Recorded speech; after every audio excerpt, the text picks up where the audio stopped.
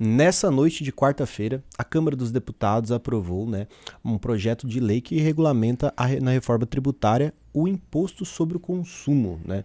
E quando a gente pensa aí na Câmara de Deputados trabalhando na quarta-feira à noite, já me dá até um calafrio aqui. O que tá passando, né? Na quarta-feira de futebol ainda tá passando à noite. Então a gente vai falar mais sobre o que foi aprovado aí nessa reforma tributária, né? Principalmente focado no imposto de consumo. Além disso, a gente tem aqui hoje o Santander pagando 1,5 bilhões de reais em juros sobre capital próprio, o famoso JCP.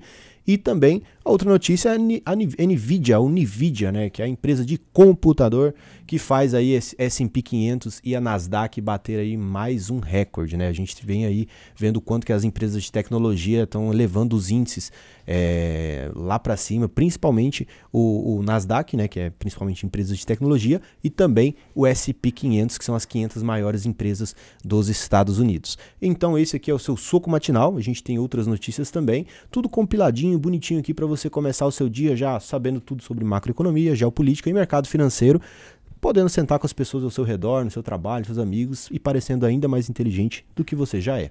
Ao meu lado aqui, ele mesmo, Matheus Malheiros, de novo me copiando, Matheus. Mesma roupa, cara. Que é isso, você que tá me copiando, Edson. Até meu cabelo você me copiou. Igual. Ontem foi igual, hoje igual de novo. E hoje foi combinado, viu? Hoje foi, mas ontem não foi. E ontem não, ontem foi só susto mesmo. E também ele, né? Manuel Neto. Bom dia, senhoras e senhores, estamos aqui mais uma vez aí, nesse período já quase de férias aí, né, no parlamento, só que a galera tá trabalhando. Eu tenho até medo desse trabalho. Tenho medo, que quando eles trabalham demais, vem coisa ruim aí. Um trabalhinho à noite. Um negocinho madrugada, ali. hora que todo mundo tá com atenção. No meio do jogo de futebol. No meio do jogo de futebol. Perfeito. Blasfêmia. Então, começando aqui, como é um programa de tradição, o Matheus vai falar os índices pra gente aí no tempo recorde dele. Então, vamos lá para os índices de hoje, né? Falar em tempo recorde de 14 segundos. Nos Estados Unidos, mercado aí fechando, abrindo no caso, negativo aí principalmente com falas, né, do Powell bipolar, que um dia fala de subir juro, outro dia fala de manter, de abaixar. Na Ásia, bolsas aí fechando no verde. Na Europa, bolsas fechando aí positivas também. Commodities, petróleo subindo, minério de ferro subindo e Bitcoin também subindo. Tudo subindo, menos os Estados Unidos. É justo. Então, para começar as notícias internacionais, a gente vai falar da NVIDIA, né? Que hoje em dia tudo é computador.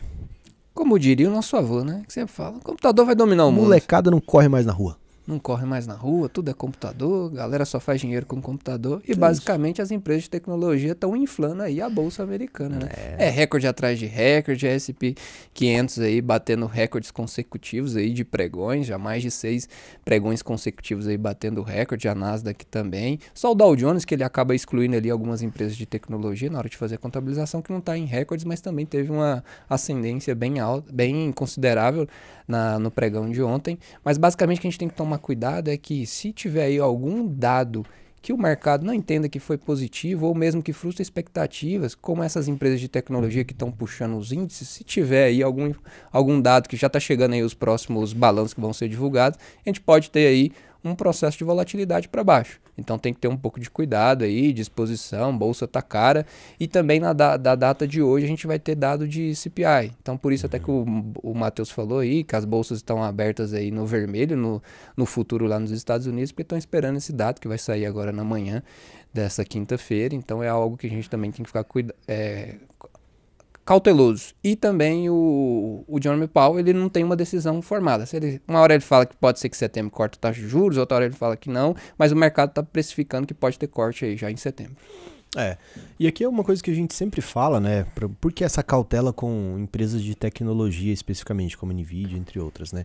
Porque o PL dela é muito esticado, né? Então, assim, isso diferente de algumas outras empresas de setores diferentes, que esse valor de mercado esticado, ele está muito refletido no PL. Você pode explicar de maneira bem basal para as pessoas o que é o PL, no final das contas? O PL é quantas vezes você está pagando o lucro anual da empresa quando você compra uma participação nela.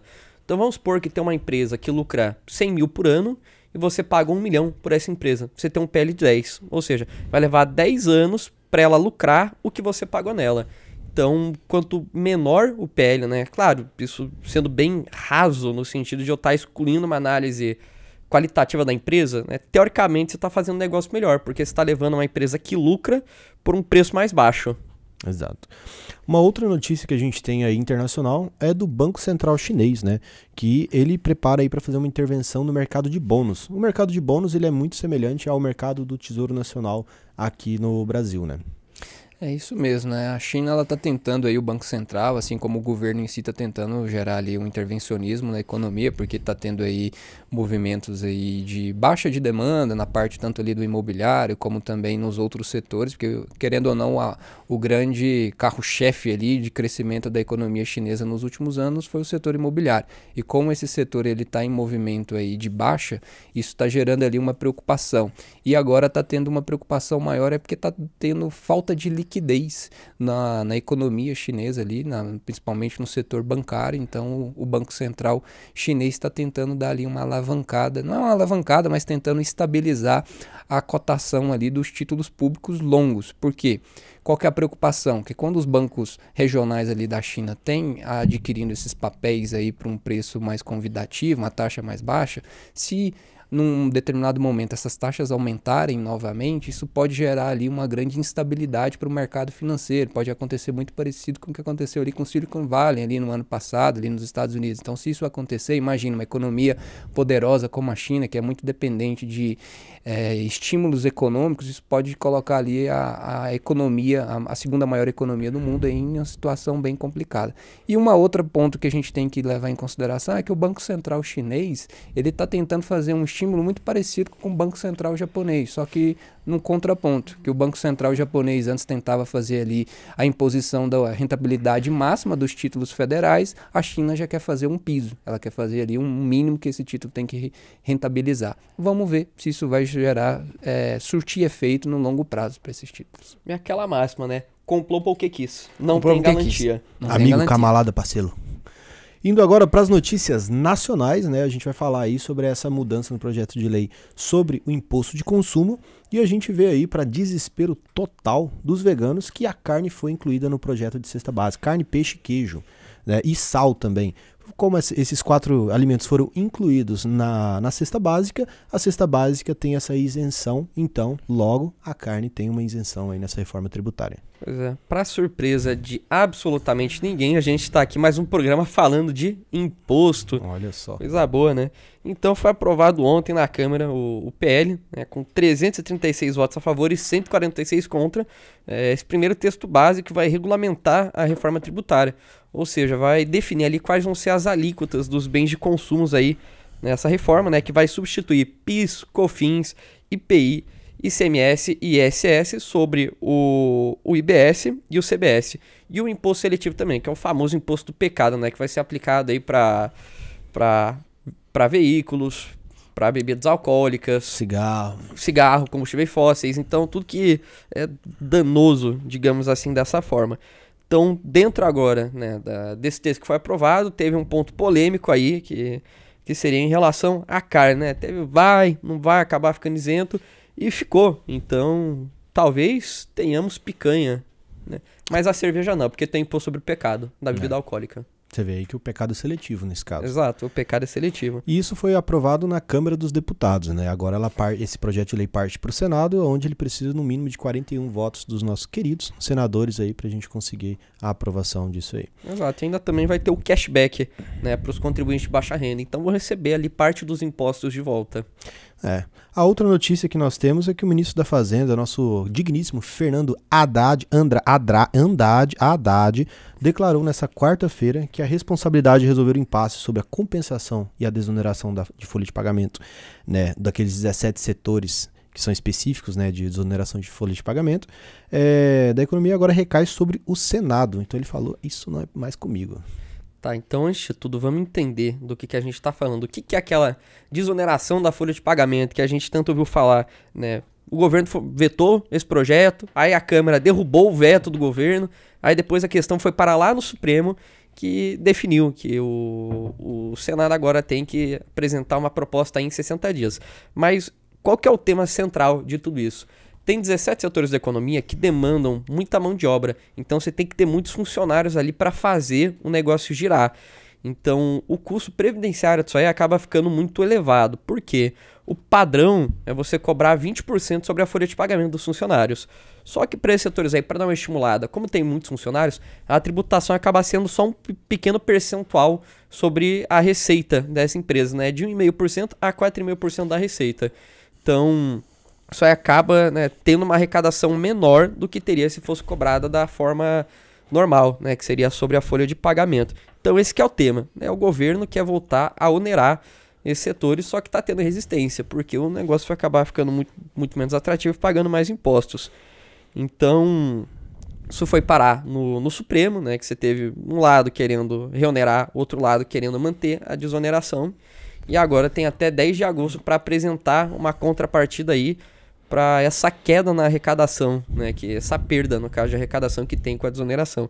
Inclusive, dentre as propostas que tem, vai ser votada talvez hoje, inclusive já no Senado, projeto que propõe que seja reonerado gradualmente até 2028. Então vai aumentar 5% em 2025, 5% em 26%, 5% em 27% e 5% em 28%, até chegar nos 20%. Então seria uma reoneração gradual dessa folha de pagamentos.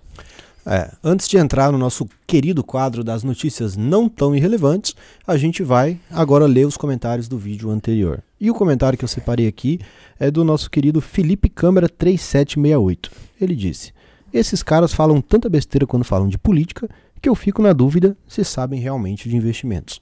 E aqui tá uma questão muito engraçada. O Felipe, ele comenta em todos os nossos vídeos, e todos os vídeos ali ele sempre dá uma indireta ali pra gente, uma ofensa, alguma coisa nesse sentido. Não é indireta.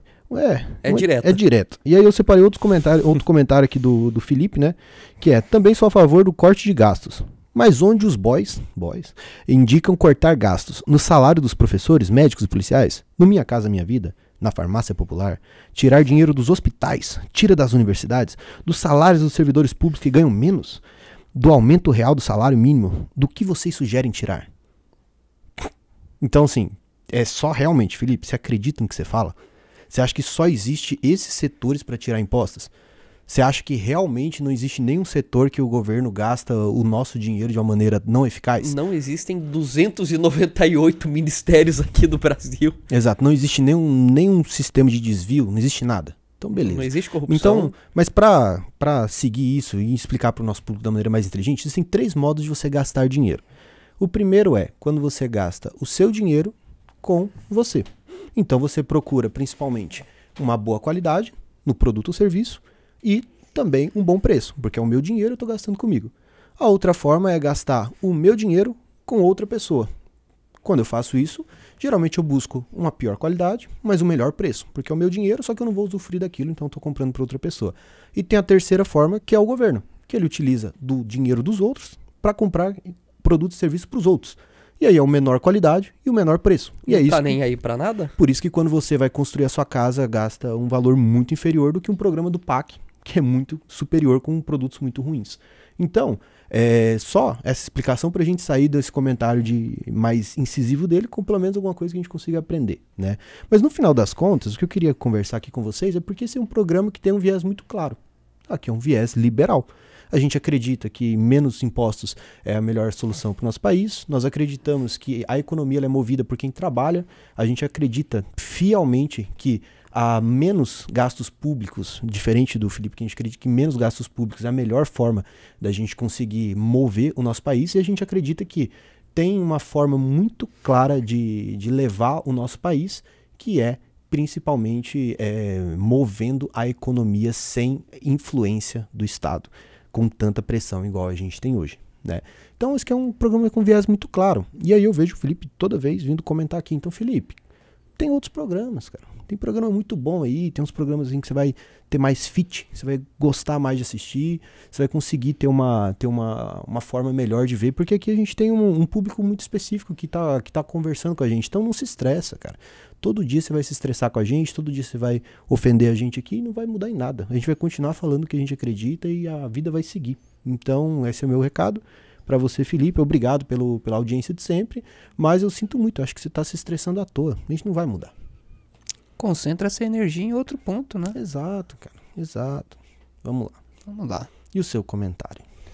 O comentário que a gente tem aí é basicamente esse mesmo aí o Felipe tá com essa energia carregada, trazendo pra gente, mas a gente agradece também da audiência. A gente quer é que os nossos telespectadores aí, os nossos ouvintes, que também tá aí agora também no Spotify, que ele também consiga aí nos trazer as perspectivas dele, os pontos, as observações. Não entendi isso. Matheus, Manuel, os outros consultores que vêm aqui também, querendo outros pontos de observação, que a gente precisa também entender exatamente o que vocês estão entendendo. Porque a gente consegue ser mais assertivo na hora de trazer essas informações. A gente tentar tirar esse viés que a gente tem aqui de jargões financeiros para tentar trazer algo mais objetivo para vocês. Então também nos dê esse feedback para a gente ser mais objetivo possível em alguns pontos que às vezes a gente esteja falhando na hora de comunicar com vocês. E no final de tudo, esse é um programa que a gente está trazendo notícias do mercado financeiro às 9 da manhã. Então, quer uma coisa mais chata que isso? É chato pra caramba. Você que assiste aí, você sabe o quanto é chato. Então a gente tenta trazer da maneira leve aqui, e esse é o programa que vai continuar e vai continuar assim mesmo. Qual que é o seu comentário que você vai ler hoje? Eu quero ler um comentário do @Nil_Costa. Matheus tem cara de comediante. Quando a câmera fecha nele, já dá vontade de rir. Vai fazer stand-up, Matheus. Você acredita no que você fala? Você gostou, né?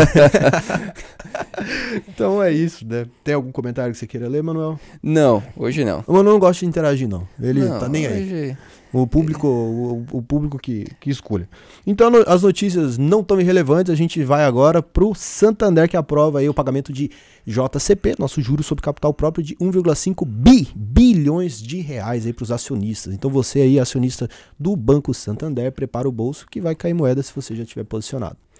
Exatamente, dia 9 de agosto vão pingar esse JCP na conta e a data que vai te dar direito a receber esses proventos é o dia 19 de julho de 2024. Então ainda dá tempo de se posicionar. Ainda dá tempo de se posicionar, né? Então, os valores por ação, né? Para ação ordinária, com o final 3, 19 centavos bruto e 16 líquido, por quê? O JCP tem a dedução de 15% de imposto de renda. Ação preferencial com o final 4, 21 por ação bruto e 18 líquido. E as units, 40 bruto e 34 centavos líquido. Eu vou puxar um ponto aqui bem interessante que é qual a diferença entre dividendo e JCP? Alguém de vocês aí sabe responder? Eu sei, mas eu vou deixar para você responder para você parecer mais inteligente ainda. Bom, nosso Golden Boy. Os dividendos, eles são já a distribuição do lucro da empresa, né? E normalmente até chegar lá na parte do lucro líquido, essas grandes empresas aí vão acabar pagando 34% de imposto no total. Agora, o JCP, ele entra com uma despesa para a empresa, despesa financeira sendo mais específico, o que acaba diminuindo o lucro da empresa, né? Então, a empresa, ao invés de pagar 34%, acaba pagando só 15% de imposto quando o JCP é distribuído e tem um lucro menor. Justo. Então, é um benefício fiscal. Como aqui a gente está trazendo também alguma explicação sempre muito simples, essa foi uma explicação muito simples, mas vou puxar uma outra aqui para quem não é aluno da UVP. Quem é aluno da UVP já sabe isso de cor e salteado, porque lá a gente ensina a pessoa do zero, com básico em investimentos, a ser um investidor que consegue tomar decisões com muita segurança, né? Mas para quem não é ainda aluno da UVP e que queira aprender alguma coisa, eu já vou perguntar para o Manuel, né?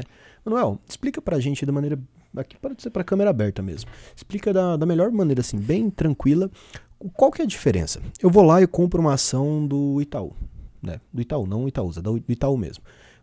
O que que tenho de diferença? Como acionista, eu sou o dono da empresa? Eu comprei uma ação, fui lá na bolsa, comprei por dentro da UVP Investimentos, fui lá e comprei uma ação. Eu sou o dono dela, eu mando no Itaú? Qual que é essa diferença de pessoas que trabalham no Itaú e pessoas que são donas do Itaú? O que que o cara que compra ação, o que que ele recebe? Explica, sei que é muito basal para algumas pessoas, mas vai lá, Manuel. Perfeito, a gente precisa ter a distinção que quando você está comprando uma ação, você está acreditando naquele negócio, você está colocando seu recurso ali e está capitalizando a empresa. Mas existe uma diferença entre você mandar ou não mandar na companhia. Hoje que a gente tem aí CEO, CFO das companhias, eles são eleitos por um conselho de administração. E quem que é esse conselho de administração? Geralmente são pessoas ali que têm direito de voto, conforme a quantidade de ações que você tem. Então vamos supor que você tem uma quantidade expressiva de ações, e essas ações dão direito ao voto, então você vai ganhar ali uma cadeira dentro daquele conselho de administração da companhia. E através dessa cadeira você vai ter o voto ali para conseguir eleger os membros da diretoria daquela companhia, que no caso do Itaú vai ter ali o CEO, vai ter o CFO, vai ter outras pessoas chaves ali. Mas não necessariamente que vocês comprando uma ação em si do Itaú, você já vai ser dono, você está participando daquele planejamento, você está participando daquele investimento, mas não necessariamente que você vai ter voz ativa para mandar na companhia, vai depender ali do tamanho e também da ação que você comprar, da ordinária ou então da preferencial, que é a ordinária que vai te dar ali direito de voto. Ordinária! Então, em resumo, é engraçado, sempre quando eu peço para um consultor explicar de uma maneira simples, eles ainda conseguem explicar de uma maneira complexa, porque é interessante. Imagine que você compra uma ação, você está sendo dono de uma parte do capital social. Então você é dono de uma parte pequena. Só que você não necessariamente está no corpo corporativo onde você tem uma função dentro da empresa, então você não necessariamente tem voz, a não ser que você tenha muitas ações preferenciais ao ponto de conseguir sentar na mesa. Mas no Itaú você precisaria de muita grana para ter. Ou seja, a diferença é o número de ações. É o número de ações. Basicamente. É isso. Mas quando você compra uma pequena ação, você realmente é dono. Você é dono de parte do capital social da empresa, e quando um acionista grande receber uma parte em dividendos, você também vai receber a sua cota parte daquilo ali. Então, indo para o recado final, né? Acho que o recado final hoje fica comigo. Não, vamos fazer o seguinte. Ontem você teve um recado final assim esplendoroso, explicando para as pessoas a diferença entre mitose e meiose. Eu quero testar hoje, vamos lá. Faça mais um recado final. Vamos ver se você consegue pegar, Matheus. Você aí sabe o que é uma lente gravitacional? Meu Deus. Tá. Muda. Vamos, outro recado, deixa eu pensar. Recado aí pra você. Tá na câmera aberta, Lucas?